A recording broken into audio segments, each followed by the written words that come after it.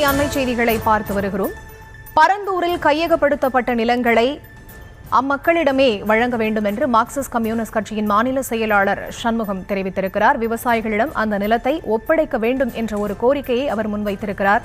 இது தொடர்பான முழுமையான விவரங்களோடு இணைகிறார் எமது செய்தியாளர் ரேவதி. அவரிடம் பேசலாம். வணக்கம் ரேவதி, விவரம். வணக்கம்.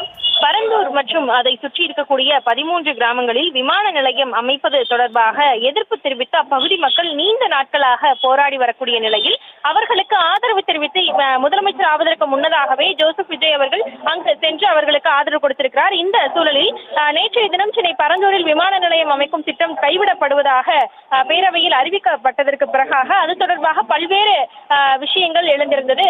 ஏற்கனவே இந்த பேரவையில் அறிவிப்பு வந்ததற்கு பிறகாக அந்த நிலம் எந்த விஷயத்திற்கு பயன்படுத்தப்படும், விவசாயிகளிடமே திரும்ப கொடுக்கப்படுமா என்று கேள்வி எழுப்பப்பட்ட பொழுது தொழில்துறை அமைச்சர் அது வேறு விஷயங்களுக்காக பயன்படுத்தப்படும் என்று தெரிவித்திருந்தார். இது தொடர்பாக மார்க்சிஸ்ட் கம்யூனிஸ்ட் கட்சியின் மாநில செயலாளர் சண்முகம் ஒரு பதிவை வெளியிட்டிருக்கிறார். குறிப்பாக பரந்தூர் விமான நிலையத்திற்காக கையகப்படுத்தப்பட்ட நிலங்களை அரசு என்ன செய்ய போகிறது என்று சட்டமன்ற உறுப்பினர்கள் கேள்வி எழுப்பியது.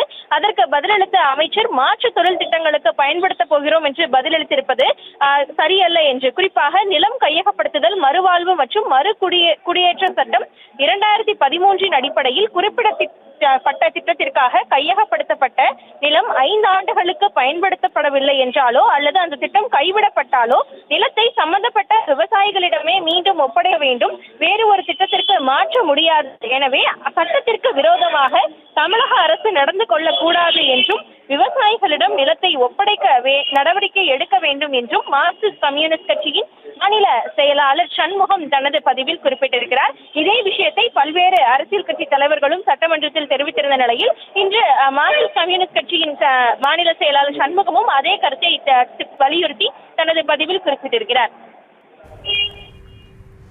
விவரங்களுக்கு நன்றி ரேவதி.